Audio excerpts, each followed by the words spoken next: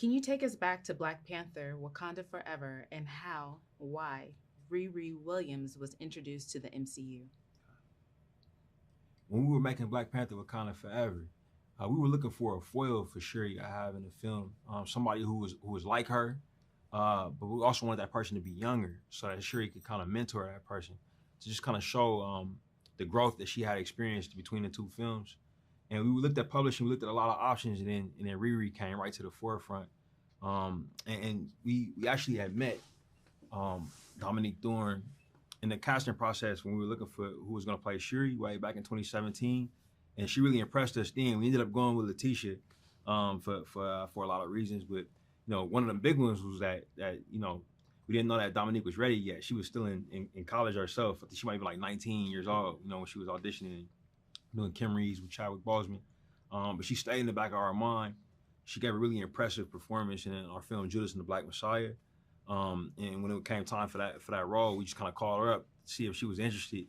She came through, had great chemistry with Letitia, and kind of killed it, and a lot of audiences responded well to her and her moments, and we knew that there was a big history of her in publishing, even though it was relatively recent compared to other Marvel characters. She had a big following, and we thought it'd be a great opportunity for us to really explore her world and to make a different type of show for the MCU. Chinaka, where do we find Riri as Ironheart gets underway? As Ironheart gets underway, we find Riri having finished her, quote, internship, end quote, in Wakanda, and in dire straits in and around her MIT labs. She's created an explosion in the lab and is facing the consequences when we land on her in the show. Angela, can you explain the tech versus magic theme in the show? Well, we have a tech versus magic theme in the show, and obviously Riri comes from the tech background of everything. So she's very, the way she thinks is very like 1 + 1 = 2, and that's just the way it is. And with magic, 1 + 1 could equal infinity. It could equal apples. we don't know, And so for her, I think it's not just getting away from her being tech only, but it's also getting away from her things being black and white and only having to be one way or the other. That sometimes things can be a little bit in between. So of her, accepting magic in this way and being witness to magic in this way is also a way of her kind of opening up her thought process. Ryan, introduce us to Parker Robbins. What is he like, and how does he form his crew?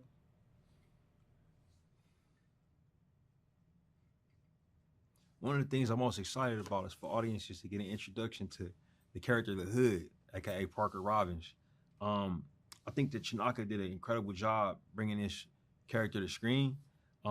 He's very mysterious, charismatic, played by the great Anthony Ramos, and he's formed a community around himself of a lot of other folks that maybe would be looked at as outcasts or rejects in society, but they've made a place for themselves and kind of made a family. It's almost a little bit of the MCU Fast and Furious. You know what I mean? You're a little bit of Dom Toretto.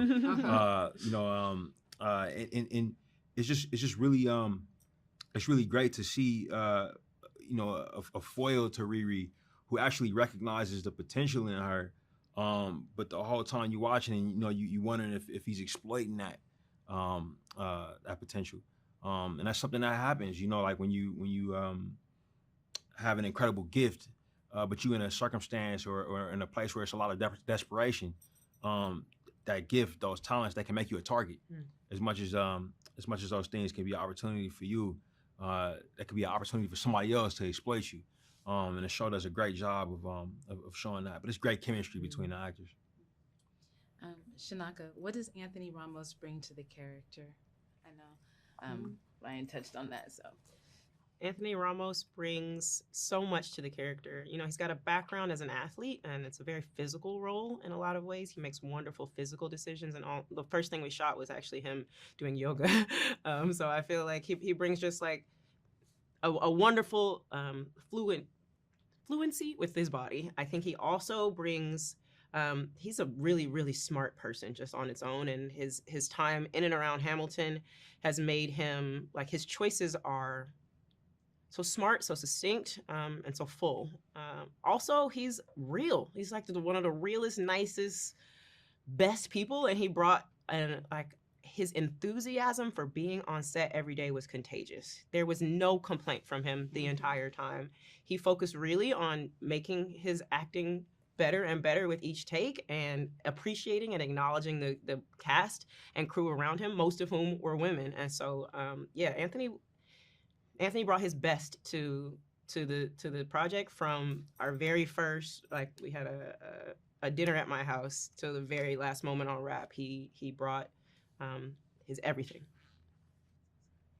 Angela, why does Riri agree to join Parker's crew? Is she conflicted?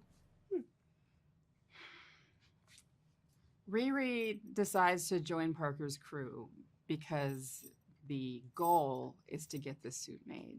And she has tried all the ways that she can figure out how to get it made. And this is the opportunity that presents itself.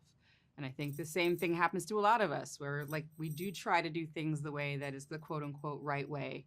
But the right way doesn't always choose us. The right way doesn't always accept us.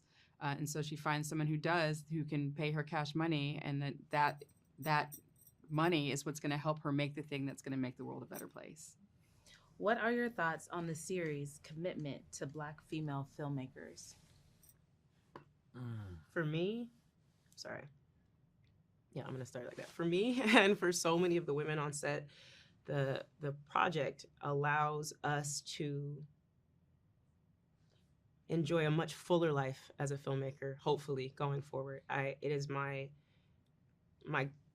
greatest pride of this project, of how many women came into a role and will be able to level up, not just in terms of title, but in terms of salary after our show is done. Like, we made real jobs for real people, and I am ecstatic about the fact that from now on, it's gonna say director Angela Barnes, like, period. That, like, the woman who, Shanika Terry, who ran our hair department, like, sat shoulder to shoulder with 6 other Black female heads of department. That doesn't happen, and it doesn't happen in a resounding way outside of the space of Marvel. So I think the commitment is baked in. We all have more opportunity on the other side of this. And it's not like they're just bringing us in and only doing a character that's a Black female character. I think that for me, it meant a lot just to see other people who looked like me in the room. For Ironheart, it meant a lot that not just that the character looked like me and the people in the room looked like me, but that there was a rest that you don't have to put up that the code switching or wondering if something you say is going to have to be explained. We can understand certain things about the culture. You could just say it, and everybody understood what you're talking about, and knew that they were important. Knew that, yes, it's important that we have mom sewing a silk lining into her helmet, and why that's a little Easter egg that we can throw in there that people should know about, or know. If they notice it, they'll know what's going on. If you know, you know, and if you don't, you still enjoy the show. But to me, it was just a beautiful thing. To me, I remember hopping on the Zoom with Cree Summer. That's my favorite moment of production. That was my favorite moment of production, because she didn't really know. She just knew she was meeting the directors and the producers. So she hopped on. She was like, and it was like we all jumped on the call at different times. So I was actually on the call first, because it's me. I was sitting waiting in the car, and then Zinzi Coogler jumped on the screen, and then Angela, and then Cree, and then Sam. And Cree, just watching Cree, who's worked in the industry she's worked in VO, she's worked in front of camera, she's worked forever in 2 countries at least. And she's like, I've never seen this before. And we had all said we'd never seen it either. And then we said, great, let's do the work. So I think the commitment was very clear, and it didn't feel just like mouth service. It felt like a commitment top to bottom. And honestly, them hiring me helped me to ensure that we kept those values throughout. Mm-hmm. It was one of the hallmarks of our time. Yeah, Ironheart is a show where the lines, between what's fiction and what's real are very blurred. In that it's a show about a young, brilliant Black woman who just needs access, and that was happening behind the cameras the entire time. These women were great before this show, but the show will serve as an introduction to audiences about their skill, their talent, what they want to say about the world, and I think that that audiences are gonna take to it like water in the desert. To be honest, you know. Mm-hmm.